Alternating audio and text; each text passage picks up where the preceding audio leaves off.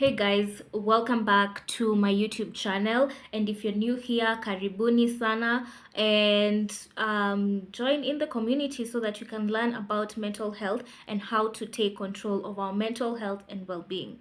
So today we are going to discuss about things that are considered normal or you may think are normal but are actually trauma responses. And without much ado, I will get right into it. Number one is unnecessary apologizing. Are you the type of person in each and every conversation you just need to apologize for something, even if you've not done anything to warrant that apology?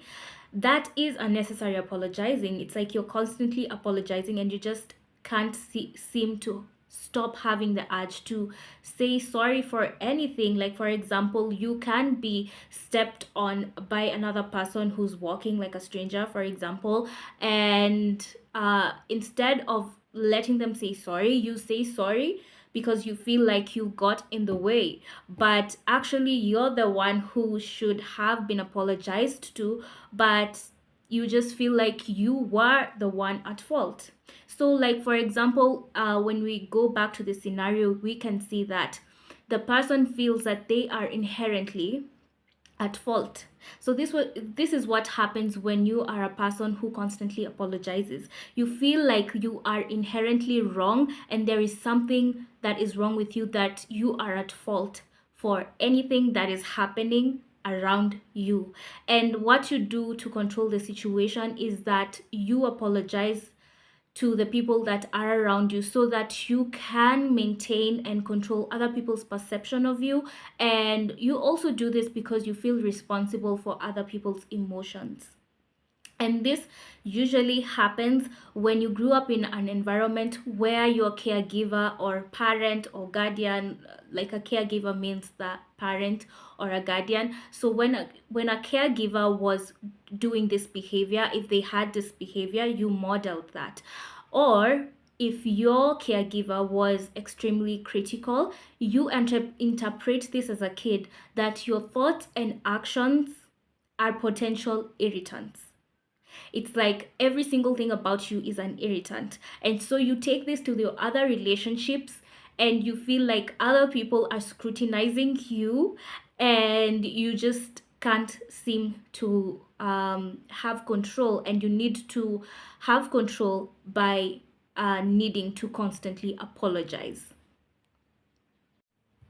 Number two is hyper independency. So becoming hyper independent is when you depend on yourself too much and at an extreme rate, to the point where you depend on yourself even when you need help.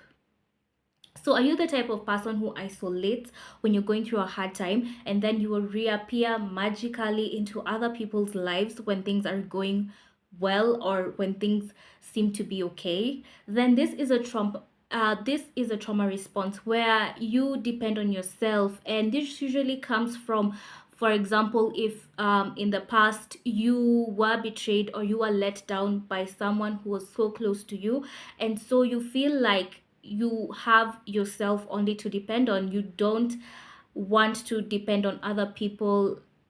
This really affects your relationships because you are denying the people around you that care for you the most the vulnerability so that you can trust on them and depend on them, because you have been there for them and they want to do that for you in return. So you deny them the chance, the opportunity to be there for you, and this affects your relationships.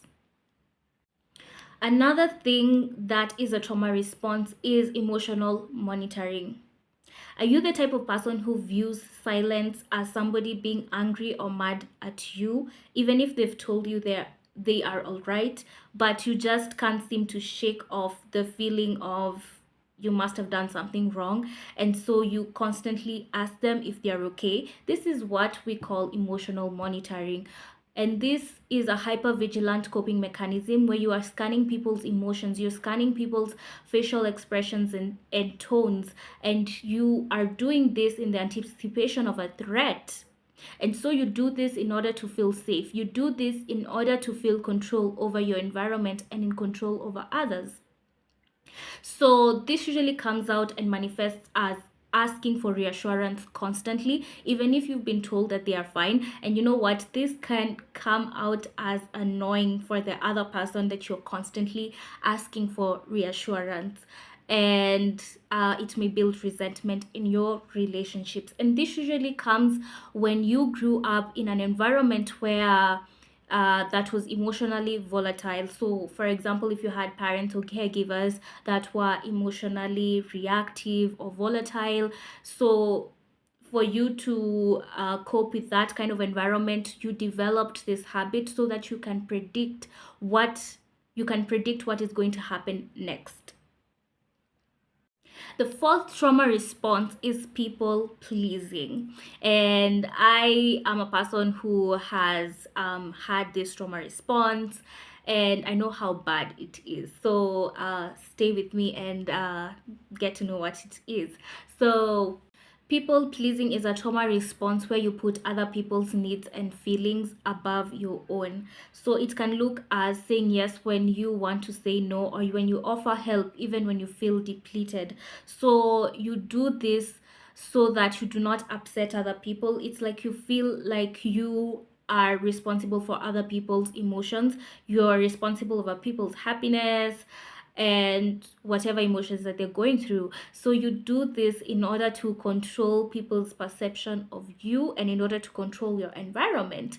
So people pleasing is a trauma response because you are putting other people's well-being a priority over your own. And this usually comes from growing up in an environment where you felt like your needs and your feelings and your thoughts, they do not matter. So for example, in relationships, it can manifest as, for example, not saying what you really think, what you feel.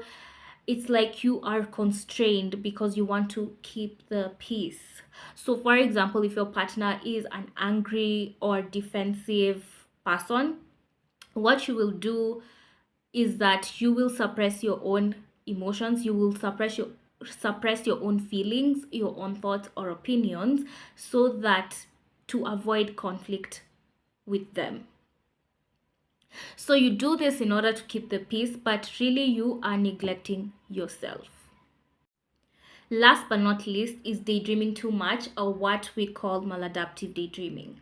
So, maladaptive daydreaming includes making vivid scenarios in your mind, and it includes characters that have their own personalities and more. And you do this so frequently that it affects your daily functioning. Now, daydreaming in itself is not bad. And if you're an imaginative person, as myself, you find yourself daydreaming, and that's not a bad thing. But it starts to become maladaptive when it impacts your daily functioning, it impacts your daily routines, and it harms your well being. So, when you do this too much, then it's not good for you. So this usually happens when it usually starts happening when you're a kid. And this is usually because you grew up with physical or emotional neglect or severe abuse. And the only way that you could survive through that phase is through escaping reality. And some people escape reality in different ways. And as a child or as a kid, you took this as a coping mechanism to really escape the reality that you are experiencing that wasn't good for you. So it is a coping mechanism, and it becomes now a trauma response when it starts to harm you.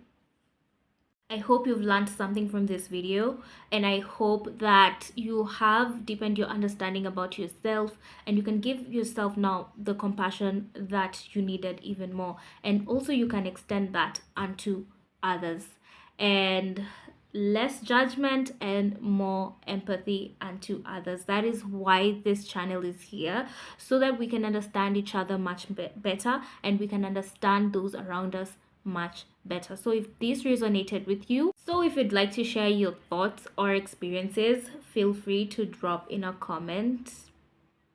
I would love to engage with you.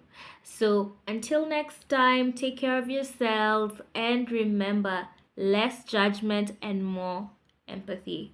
Goodbye.